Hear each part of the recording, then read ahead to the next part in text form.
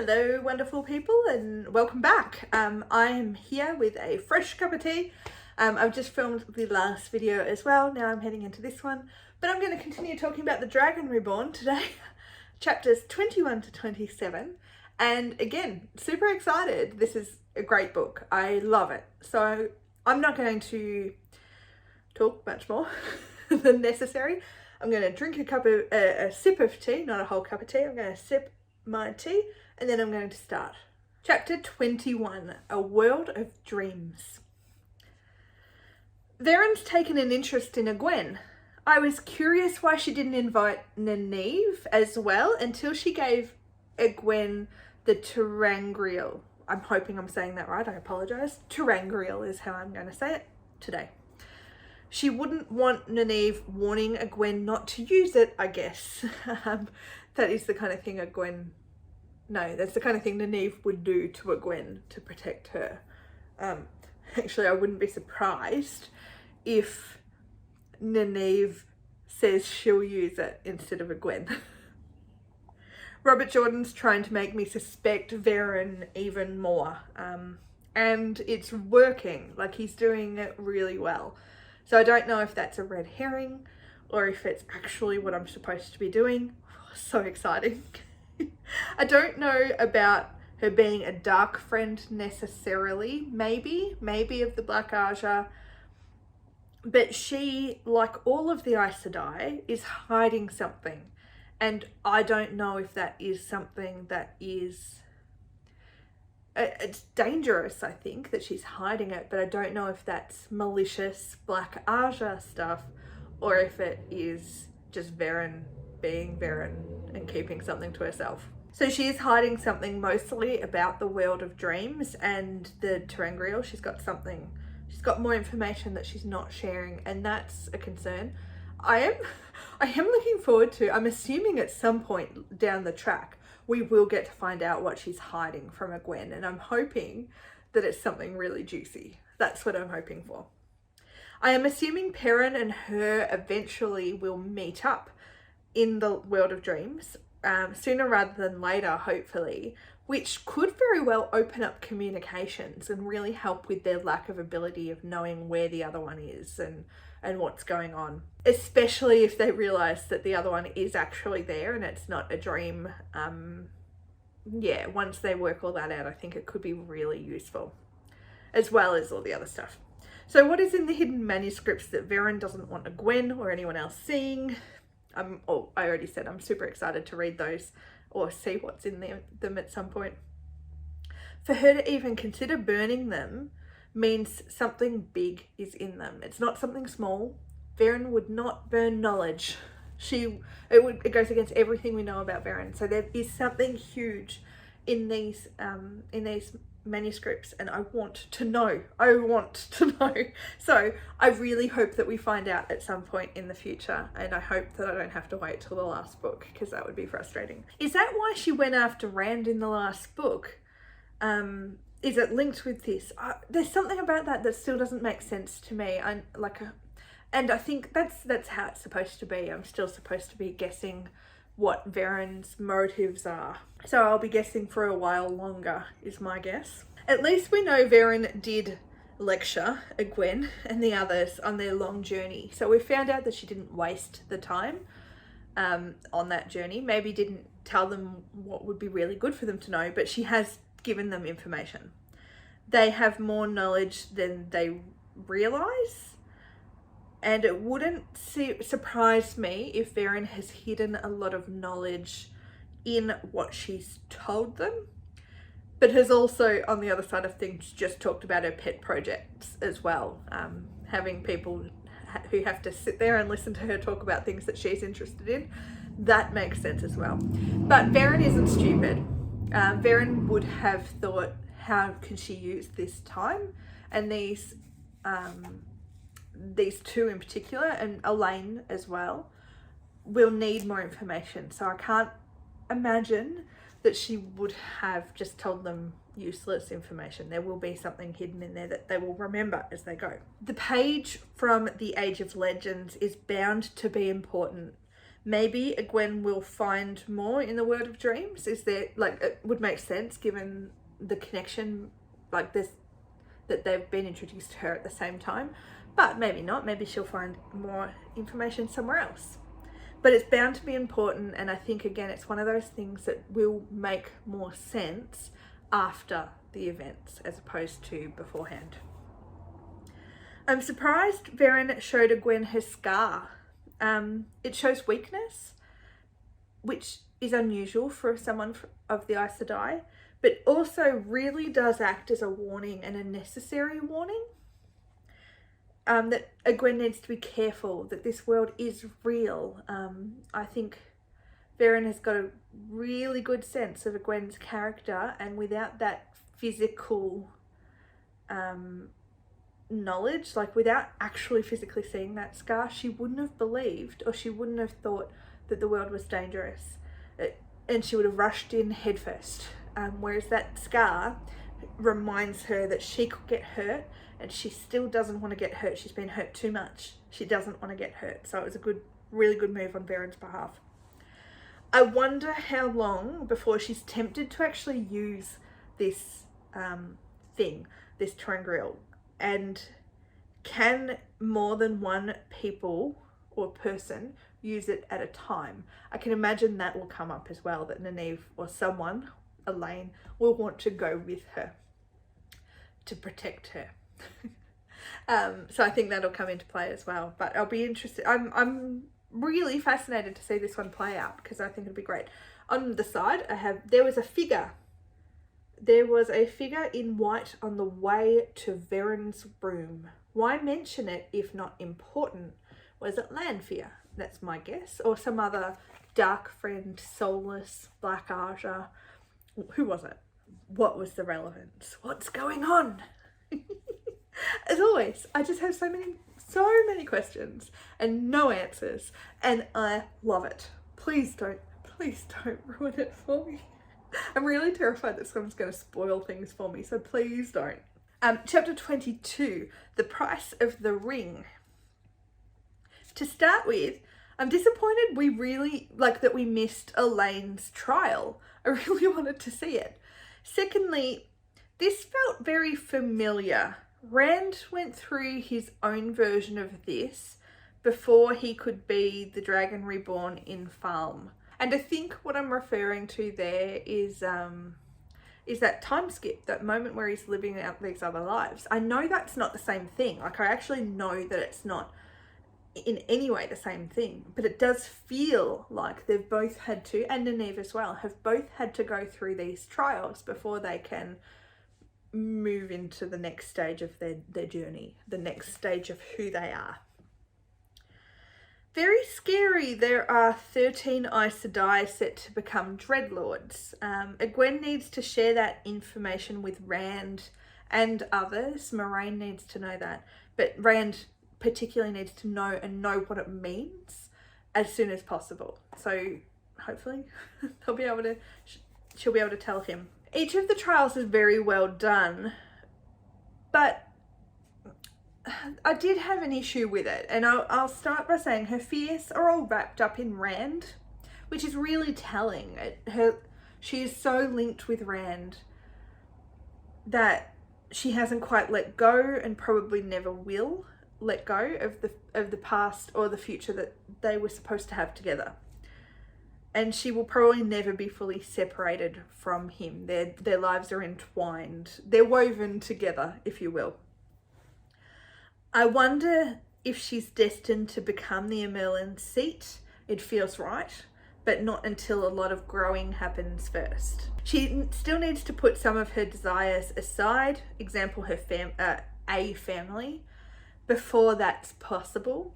Although it's suggested she may go green, and they do occasionally marry, as we've been told many, many times. Will she meet Beltane at some point? I can imagine that would give Egwene a real fright if she does meet this character from her trial. And later, are we being set up to distrust her?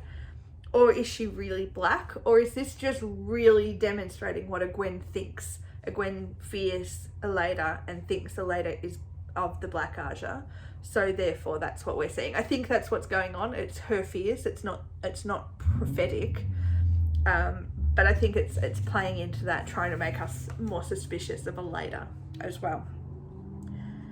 The trials were Egwene's fears, not necessarily real. It makes sense that her future fear would involve the Black Aja taking over, as that's currently her biggest fear right now. I did expect one of them to involve, one of her fears to involve the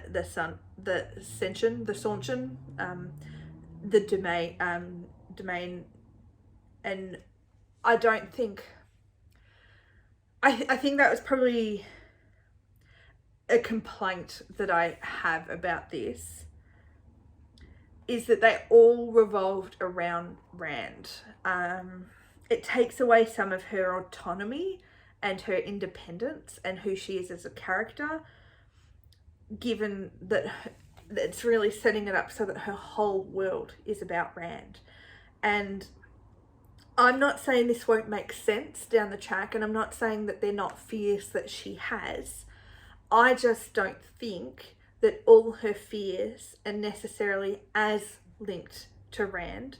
I think that, yes, the past and that having to let go of that made sense, and even being the Amelin seat and seeing Rand threatened with execution or whatever. I think they all make sense, but I just felt that it was doing Egwene a bit of a disservice that everything was so wrapped up around Rand. Given Nynaeve's trials were quite varied, I expected something similar for Egwene. And look, I'm not anti it. I'm not completely against it. I was a little disappointed, and given she's got some real fear and some real trauma that I really thought would pop up in this, I don't know. I don't know. I'm okay with it. Like, I'm not like sitting there going, this is wrong. I just was disappointed, I suppose. And that's fine. It also does make sense. She is so, as I said right from the start, or like in there, they're woven together. Like, she's always going to be connected with Rand. And so therefore I can accept it. I just wanted a little bit more for her. And I think, yeah, I can understand it. I can actually explain it and justify it, exactly why Rand is in each of her 3 trials. You don't need to explain it to me. I can understand why. I just personally can sit here and say, I think Egwene deserved better than that. But as I said, I can understand it. I can justify it. I get it. It's fine. I really do. Anyway, chapter 23, Sealed. It almost all went wrong for Egwene because Varen chose that night to give her the ter'angreal. Does that mean the world of the trials is connected to the world of dreams? That's an interesting thought. Anyway, I still think it's ridiculous all her trials were linked fully to Rand. On page 241, I think, is what I've written here. Is that all there is for me? Is what Egwene says. And I feel the same thing. Is that literally all there is for her? Rand is her life. Anyway, she's accepted they're parting in her head and not her heart yet. So again, I can justify why Rand is still a big part of her fears. So you don't, as I said, you do not need to explain it to me. I do understand it. It just doesn't, right. Anyway, Egwene's right to be angry with Swan, who is again holding back important information regarding the 13 Black Aja. Sheriam shouldn't have told her during her trial. Strange timing, even if she was trying to settle her down, ease her mind. I wonder if that shaped the final trial, because it was such a fresh fear going in, or if it helped her being able to deal with it in that moment. It's another reason to suspect Sheriam though, and now also Alana. Is Alana just wanting to atone, as she said, get closer to Egwene, maybe as a potential green, so wanting to attract her into her colour, into her Aja? Or is it that Alana is one of the Black Aja and is wanting to get closer to Egwene because of that? I would have thought the reds were the battle Aja, but green actually does make a lot more sense now that I know more about them. Egwene will definitely join there so she can use her violence, is my thinking right now. She's not subtle enough or academic for the other Ajas, and she wouldn't or couldn't choose red unless it was to protect Rand. That's the only way I can see her choosing red, is to have in some way protect Rand more in the future. Elaine must have had a brutal time of it, a terrible queen. I wonder how much Rand was in hers, or if it only featured her brothers and the people from her kingdom, I suppose. I know that Rand's technically anyway. But yeah, I really wish that we'd seen Elaine's. Maybe we'll learn more about it at some point, but I feel that that's going to be brushed over, and that's it. It's just obviously brutal and will affect her moving forward in some way, and hopefully in a good way. Chapter 24, Scouting and Discoveries. Okay, Matt's skill has taken me by surprise. I thought he was boasting right up until Hammer supported the bout with Gellert and Gawain. Pretty incredible skills. I mean, it makes perfect sense when it's explained.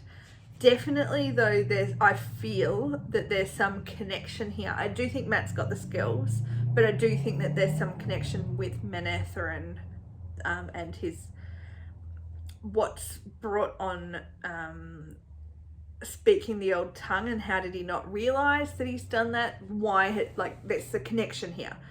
Something to do with the luck, gambling and fighting, things that all connect him to the old king. So that is really cool. It's awesome. I'm excited to find out more. He took me by surprise, and I thought it was really awesome. He's got skills that we just have not seen. Maybe he's demonstrated them, but we didn't see them because Rand didn't notice them in the first book. So I'm guessing he'll be offered some training while here in the tower, which would make sense, as I am guessing he'll have a big role in future battles, given what we know about him and the king and all that. He has fighting skill, luck, and a strategic mind, which I think is the most important, thanks to his father's lessons. I wonder what Perrin learned from his father.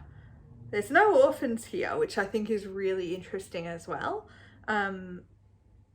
So often, like, that's a really different way of approaching these things. I mean, we don't know anything about Nynaeve's family, but none of the others are orphans, and that's unusual for fantasy of that time period. Others that were coming before it and after were often the main characters. There'd often be that farm boy who was an orphan or taken in by someone, which I know Rand is technically an orphan. Anyway. And Elsa's reaction to Matt was very interesting. He was hurt by it. The boys' jealousy of how each of them are with girls. I remember when she was mentioned in The Great Hunt, she was hoping to run into Rand. So I would have expected her to ask Matt about him, or be hopeful that there was news of Rand, or that Rand was around because Matt was there.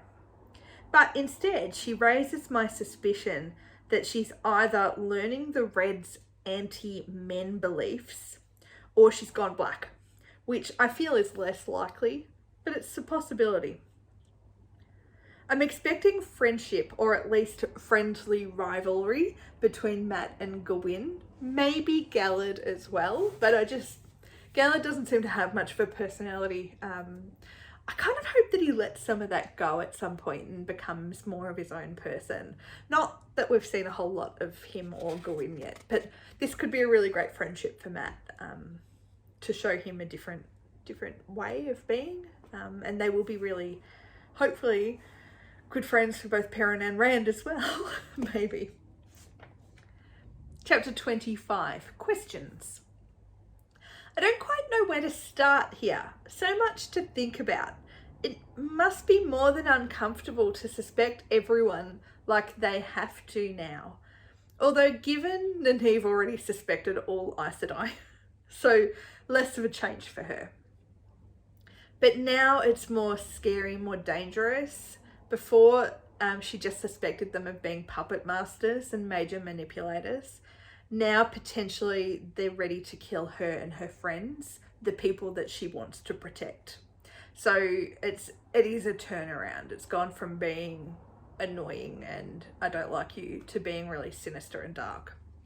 Egwene's dreams. The question Egwene is grappling with, how much of what she dreams is real and needs to have attention paid to it, and how much can she shake off as a normal dream or nightmare. One that stood out to me that she ignored, for now at least, is of her father's hands being bound by a white cloak on page 263. Definitely not one to ignore, given what we know from other chapters. I'm hoping she begins writing them all down so she can sift through them and see what comes up regularly. I think that would be really handy. The dreams of Mat and Perrin make less sense at this stage than those of Rand. We know more about Rand's role at this stage, so that makes sense. It'll all become clearer as the book progresses. But there's so much in it. And again, it's one of those things of, on a reread, I think you must sit there on a second or third or fourth read and sit there and go, this was hinted at so much earlier, and all the foreshadowing. And I'm really looking forward to the opportunity.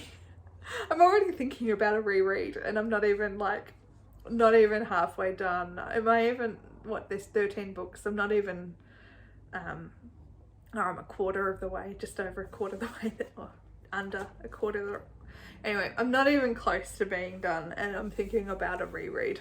Varen would have noticed all that the girls have. She has amazing observation skills, as we learned in The Great Hunt. The real question is why she's not sharing more. A test to see if they reach the same conclusions, maybe. Not wanting to cloud their judgment or create reliance on her, maybe. Or something darker, maybe. And else, is she landfire? Has she always been landfire? Or just a tool to be used? This is, or was, what I suspect will be the first of many interactions between Egwene and Landfire. And that's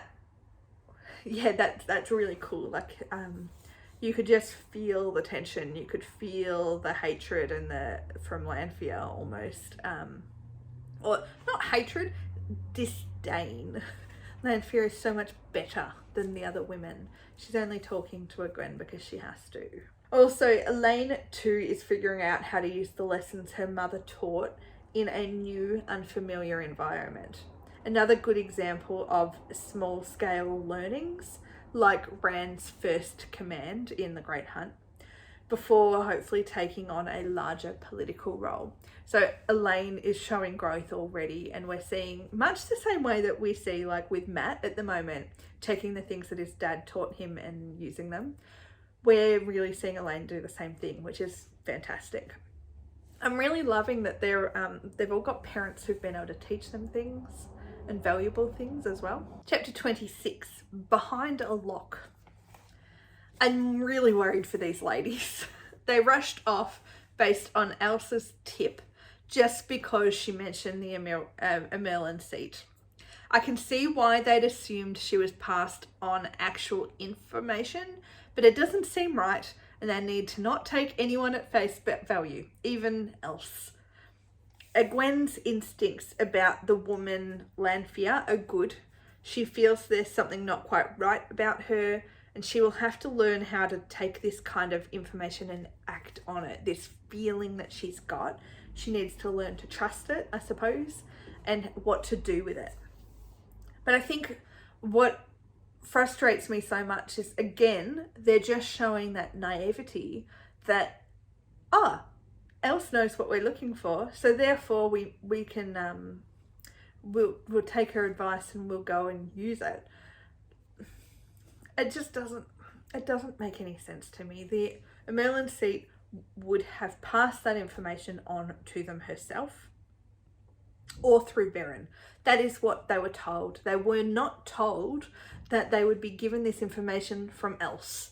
They were told that if she needed to communicate with them, she would do it herself or through Beren. Grow a brain. Anyway, it felt like Nynaeve was growing agitated that Egwene and Elaine were able to create light so easily. If that hadn't already created the frustration, she might have paused for a moment to allow Egwene to finish looking at the lock, but she definitely doesn't like to wait, and she also doesn't like to feel useless. Egwene's power is a little worrying, being able to do things without knowing how, hanging her light on the wall, for example. It's also worrying as it means if she does something once, she won't necessarily be able to replicate it unless someone shows her how, like Elaine copying her and thus teaching her how to do something she'd already done. That's just a really... I'm intrigued. I don't really have much else to say on that other than I think it's really cool, but it's worrying. Because does that mean that Egwene is not going to be able, like, they need to know how they're doing things. They're really missing out on a lot of their actual lessons on how to do things, which that's fine. They're not being taught the way that a traditional magic school would teach them, which is good, I suppose. But I worry about what will happen. They're out of their depth completely, and you can see it. Anyway, the clues left by the Black Archer could very well be a trap or an attempted red herring to distract, but it's too convenient that Tear is also where Rand and Moraine, Lan, Perrin and Lowell are all headed. I'd guess we should expect an Aes Sedai interaction of some kind. I fully expect the three of them to decide to go investigate. And I'm just going to say, this whole thing has full on like teenage detective Nancy Drew-esque vibes to it. And I think it's kind of fun. But they're going about it, and I just sit there and go, it just feels like they're going about doing some Nancy Drew detective work, which is great. Okay, for the next one, I'm going to have to go to the glossary. I hate going to the glossary. I've had too many things, little things spoiled, but I finished reading this book, so it should be fine. Chapter 27 is a word that I don't know how to pronounce. Teleranriod. Okay, Teleranriod. The unseen world, or the world of dreams. So chapter 27, what I just said. Into the dream world Egwene goes. The girls are all on edge, mostly because of the soulless, which is not surprising and good that they're on edge. It's an evil they've only just learned about and would struggle to fight off on their own, especially if it manages to sneak up on them, which is what would happen. And they know, or have an inkling, that the Dark One is interested in them, or at least Egwene and Nynaeve. Elaine doesn't appear to be on his radar just yet. I'll be interested to see if that changes, or if we're being misled about that. That'll be cool to see. It's a shame Egwene wasn't able to speak to Perrin. They'll be really valuable, I've said this already, but they'll be valuable to each other if they can work out how to find each other and communicate there. Is Perrin holding a chain so as not to go wandering? I mean, good on him. He doesn't, like, he really, that's one way of really hiding from your talents. Rand sounds absolutely broken by his dreams and by his experience. I just want to hug him. He's likely being attacked by day and by night now. Again, Egwene could be really helpful for him, but he first needs to realize it's actually her, because otherwise he will hurt her. Maybe when they see each other, maybe they'll be able to come up with some sort of signal so that they know that it's who each other is. Who is Sylvie? Like, who is this character? Are we supposed to know who Sylvie is? Egwene doesn't know who Sylvie is. Does time work differently in the dream world and she's from Egwene's future? Or is she from a past version of Egwene and so therefore she knows Egwene like Baalzamon knows Rand, in that kind of sense of mistaking them for their past selves, or only, you know, all that kind of stuff. I quite like Sylvie. I'm hoping she is trustworthy and an ally of sorts. She can act as Egwene's dream guide in a way, like Hopper is acting for Perrin. I hope Egwene calls all the Forsaken and others fools to their faces. That would be fun. They're off on another girl trip. Hopefully having learned lessons from the last one. Will they be joined by Elaine's brothers this time? I mean, I wouldn't put it past them to be watching them like a hawk. If I were the boys, I'd be watching them very, very closely, and I wouldn't be letting Elaine out of my sight. And is it Matt who'll take the letter to Elaine's mother? He could get in so much trouble there if he's not careful, and that could be quite hilarious to watch. Anyway, that is the end of today's video. That was chapters 21 to 27. I hope you enjoyed my ramblings again and what I had to say. It was a little bit of a shorter one this time, but don't have much more to add at this stage. I think it begins to again pick up again for the second half. I like the pattern of the book. It does make it flows nicely. Some moments, some chunks of chapters that I talk about, there's lots going on, and then others there's still lots going on, but it's less I don't know, there's less speed. The pacing changes, and that's what I feel has just happened in these chapters. The pacing has changed significantly to what was happening earlier, but that's a good thing. Pacing needs to change. It can't stay the same for every single chapter or every section of the book, because otherwise we would get bored. So I'm going to finish there. I don't have a lot more to say other than bear with me. I'm going to try and stick to my schedule from here on in of 2 videos a week, Wednesday and Fridays. So this week you should be getting this on a Monday, my time, Monday hopefully, otherwise it'll be Tuesday, and then you'll get videos Wednesday, Friday. Again, as long as everything goes according to my plan. And yeah, jump down in the comments again, let me know what you think.